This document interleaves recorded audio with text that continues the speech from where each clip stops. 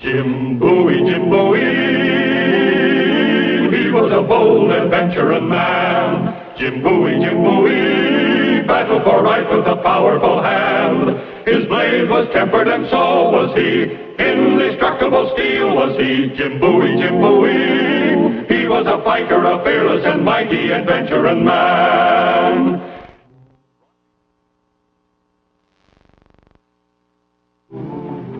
New Orleans in 1830 was legally part of the United States. Illegally, it was any man's city. A whirlpool of intrigue, violence, and murder. And now it had hit me, Jim Bowie. River pirates had made off with $10,000 worth of my trade goods. I wanted them back. The lady I knew had volunteered to help. I was waiting for her. Mademoiselle Dupré, I hope this won't put you in danger. No one saw me, and my coachman is loyal. Very kind of you to help me. No, monsieur. Selfish. I wish to return to France. If you get your goods back, you will be grateful, no? I'll be grateful. What'd you find out? Open, please. I'll only be a moment. Yes, ma'am. Come with me.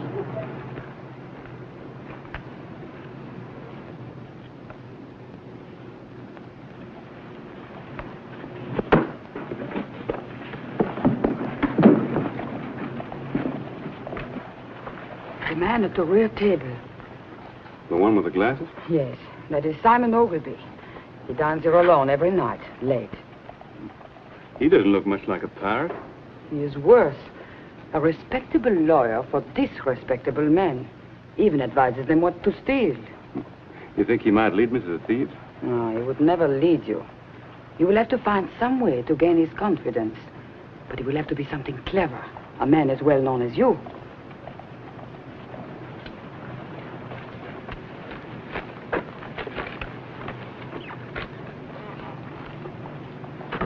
I will come to your hotel as soon as I learn something more. Quickly.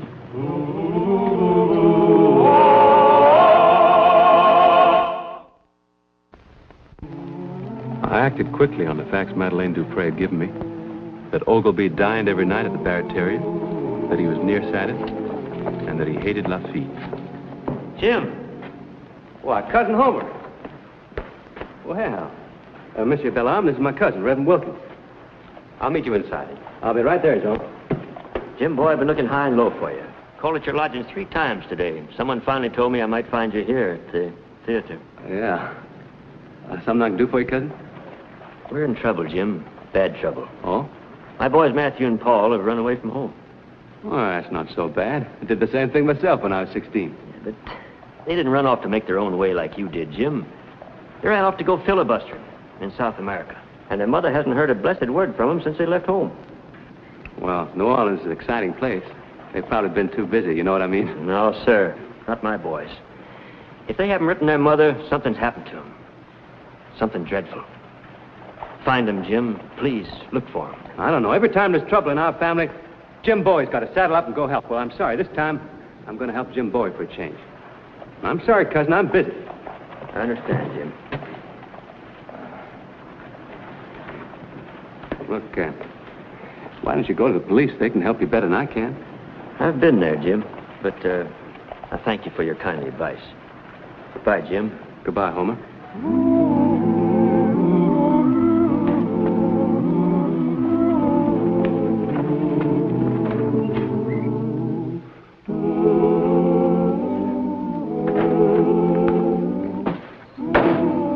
Waiter. Yes, sir. Bottle of Madeira, Sonny. And hurry it up. I got a thirst that's pressing real close to my bad temper.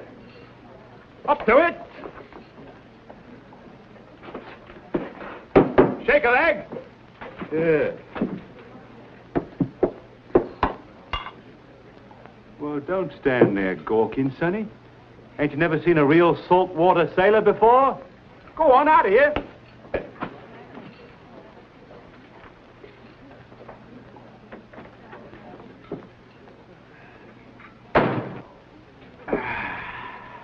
Captain Hawkins? That's what they call me, sir. Captain Hawkins, late of His Majesty's Royal Navy. And who might you be? Jean-Jacques Toujours is my name, sir. I have the honor to represent Mr. Jim Bowie. He challenges you to a duel. Jim Bowie? That pigeon-hearted pig? He's calling me out, is he? Give me that card. Now, sir, you may inform that lily-livered poltroon that I'll meet him any time, any place. Go on now, off you go.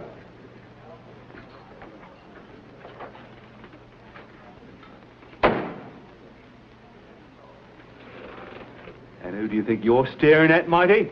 Well, I couldn't help overhearing, sir, and I want you to know that if you'd care to be seconded in this affair, I'd be proud to oblige. Well, that's very obliging of you, sir. Very obliging indeed. And may I have the acquaintance of your name, sir?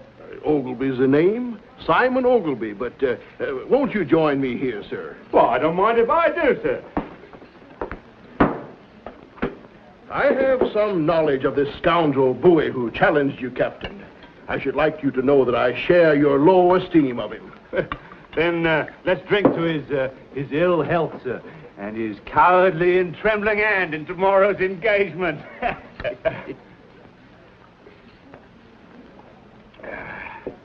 And may I ask, sir, what is your particular squall with Bowie? Oh, it's troublesome inquisitiveness. In a word, I find him nosy. Then fret no more, sir. Fret no more. Tomorrow he will be engaged and scuttled. And may I add that if you bring about the extinction of Mr. Bowie on the morrow, certain advantages may come your way. Tell me more, sir. Tell me more. I know more about you than you realize, Captain. I've been following your activities in and around New Orleans for the last week or two. Oh, you have you, sir? And what did you find out about me? My, you are inquisitive, aren't you? It seems that both you and Mr. Bowie share that flaw in character, along with an interest in a certain Mademoiselle Dupree. Do you feel that it's hot in here, Captain? Yes, it is getting a little hot. Then I suggest you take off those ridiculous whiskers, Mr. Bowie. They must be unbearably itchy. Well, dog my cats. That was an amusing try, Bowie. When'd you catch on? I'm a devotee of the drama. I recognize the well-known actor Belle Arm. As a matter of fact, I've been waiting for you ever since Madeline pointed me out to you through the window last night. Has it occurred to you, Bowie, that in the back country from whence you come, your maneuvering might seem less clumsy? I kind of like New Orleans. I don't think I'll leave just yet. Don't let these silken gloves deceive you, Bowie. Let's get to the point, Ogilvy. Who's your employer? Oh, come, my good fellow. Let the curtain stay down. The show's over. It's time the players went home. Somewhere in this city, there's stolen property of mine, which I intend to recover. And how will you recover the fair Madeline? Madeline? She is beyond all conventional means of communication. Persist in this effort, and you may never see her again. There's a steamboat going north in precisely 1 hour. Be on it. And if I'm not? Then we shall take off the silken gloves. Why, look around you, man. This is not a stage. This is real.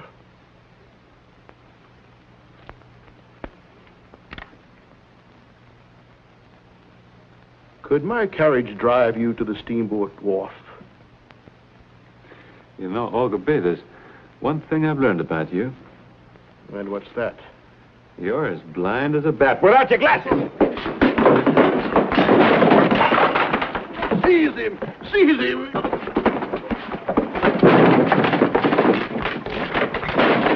Howdy, it's going to be a lesson in carving!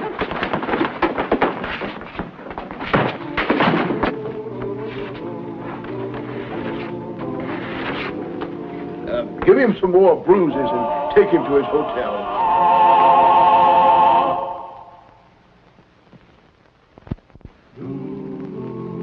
The 3 or 4 days following that merciless beating were a blur to me. A week later, I was able to sit up and take stock of my misfortunes, and also a little food. My talented friend Belle Arm was on hand to help me, and to help himself. My bill, Mr. Bowie. Itemized and toted up. Oh, thank you. To rental and ruination of pirate costume, complete with beard, mustache, and eye patch, $20. Use a 3-minute playlet entitled Invitation to the Duello, $15. Acting services of undersigned in said playlet and instruction in Cockney accent, $25. Total, $65. Are you sure you included everything? Well, there's no charge for the personal risk I incurred. You got out of there well before the roof caved in. Oh, I left precisely on cue. You certainly did. Well, hand me my pouch. It's on the dresser.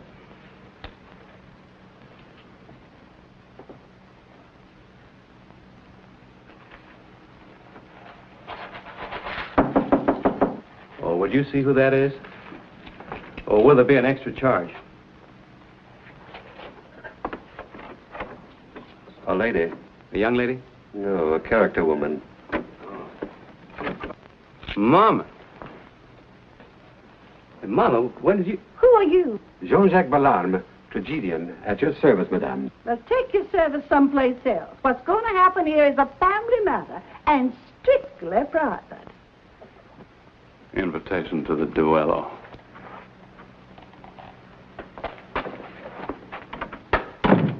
Well, Mama, don't I get a little hug, a little kiss, huh? The way you've been behaving, you're no son of mine, James.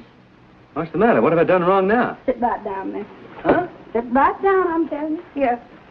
I want you to strike that out in your own hand, right there. That name over your brother Reason. And if you don't do it, I will. You mean you want my name struck out of the family Bible? I do. Use the pen. Well, I don't want it taken out. That's an awful thing to do. It's a jot more awful to turn down your kinfolks. Turning down your own family and cousin. You ought to be ashamed, Jim. That's what it is. Cousin Homer, huh? Yeah, and he came to you in a great need, and you turned your back on him. I sent him to the police.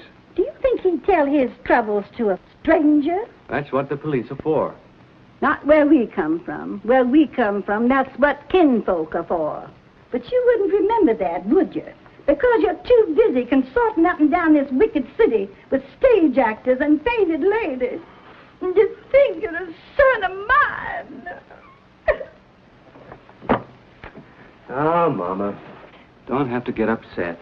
Well, can't you see how Cousin Sarah feels about their missing boy? Well, can't you see how I feel about my missing goods? Oh, never mind about your goods. There's a law of God and there's a law of kinship, and you can't turn your back to either of them. Oh, Mama, stop it. No sermons, please. I can't turn my back on $10,000 either. The Lord moves in a mysterious way, and as long as you're right, Jim, he'll reward you. All right, Mama. I'll look for him. I'll start right in. Well, that's better. Mama knew even less than Cousin Homer about where the missing boys might have gone, and Cousin Homer knew nothing. My best possible source of information was Maurice Toulouse, the journalist. All I know is that boys of 16 to 20 arrive by the dozen, filled with hopes of glory and gold in the Army of Liberation. And just why do they aim to liberate? Who knows? Any one of the troubled countries to the south. And do these filibustering outfits ever actually leave the city? I doubt it. But then everything they do is highly secret. Wait. I remember talking with someone. He was grieving the loss of a son to some vague cause. Let's see now. Some shopkeeper. Yes, the apothecary. Charpentier in Canal Street.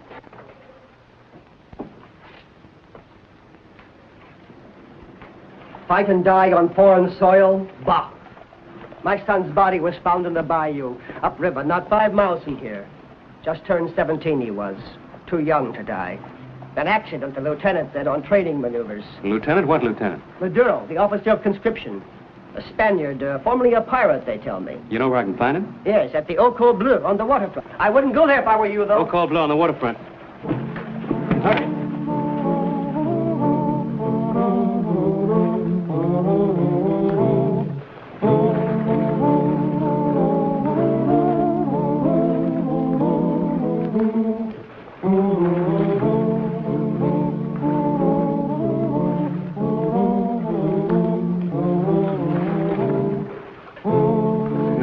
will see you now, Mr. Bowie.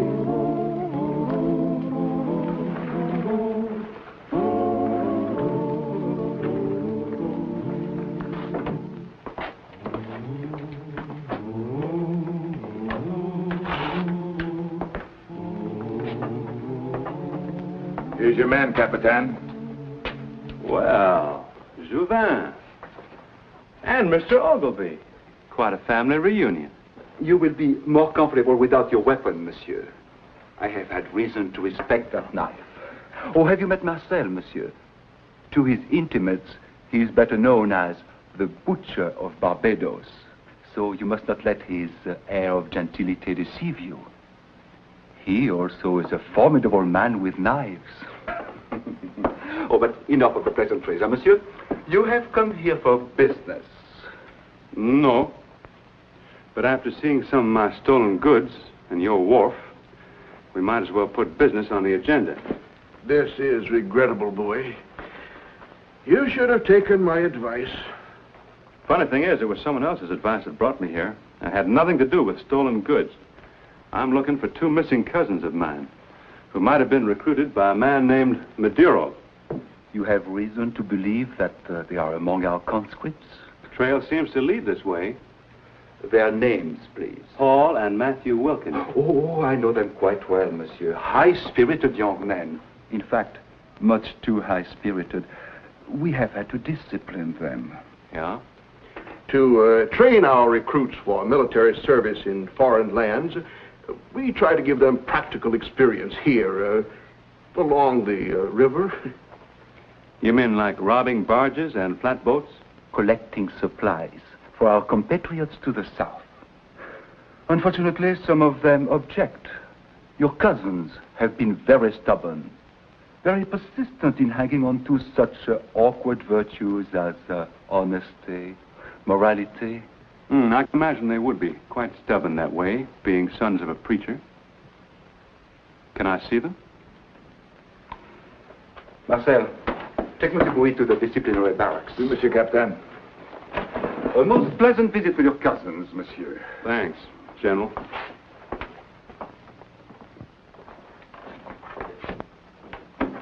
You and your knives are becoming legendary, Mr. Bowie. I'd like to cross blades with you someday. In a friendly way, of course. Yeah, I imagine you could be real friendly with a blade. The Butcher of Barbados, they call me. This way. Didn't you once sail out of Trinidad on a brig called the Starlight? I did. A friend of mine was on that ship, a man called Mark Melville. He met with an accident, as I recall, sir. Yeah. Taylor.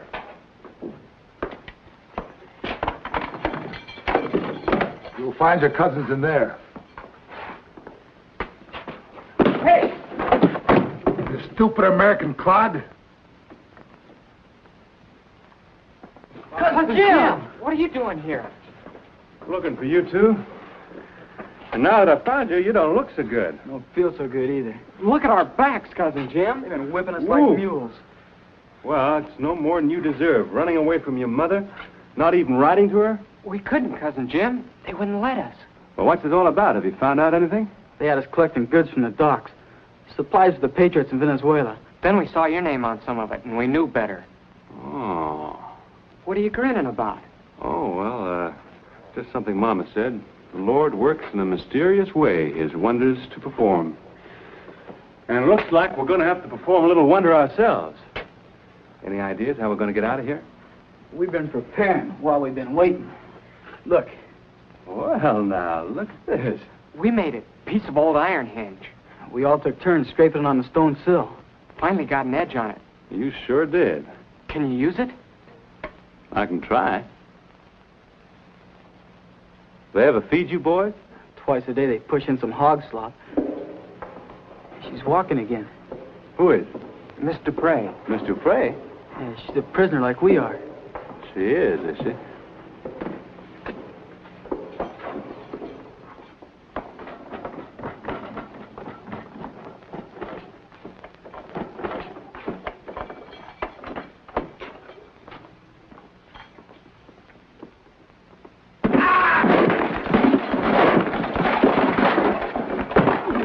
Give me the keys. Get back. Get back.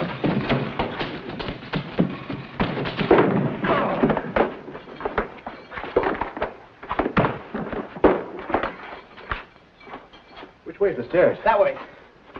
Watch yourselves.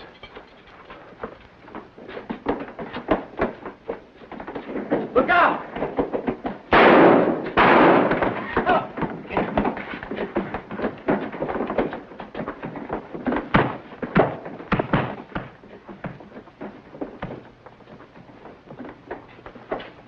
Mademoiselle Dupré, Monsieur Bowie.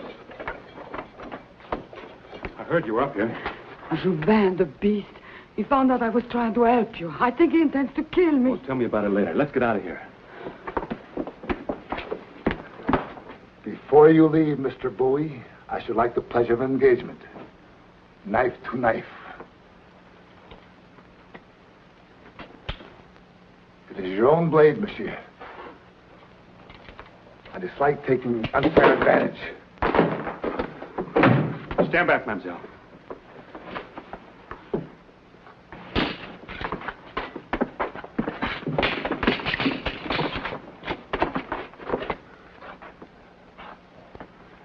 I knew the second mate on that ship. It was no accident to kill Mark Melville. He got a knife in the back. Yes, American, this one. It was the ninth notch. You see, I have a reputation, too. You will be the 10th and most famous of all my victims. Keep bragging, Butcher.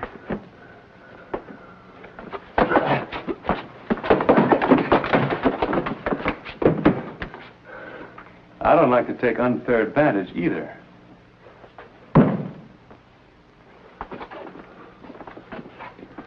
That was stupid of you, American. I can so easily break your bones. Come right ahead.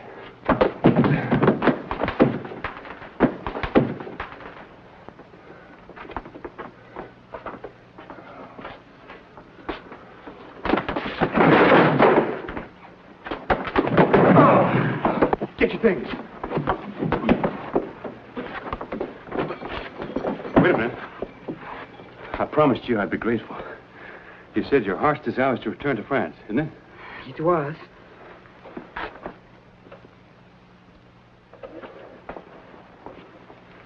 Rubies. There was a fortune. I ought to pay your passage back to France. That is only my second choice now. And your first? Don't you know? Really? I'm nothing but trouble, Madeline. Nothing but trouble. You don't believe me? Ask my mother. Better hurry, Counselor. Hello, boys. We got him down, but we can't guarantee how long. Well, come on.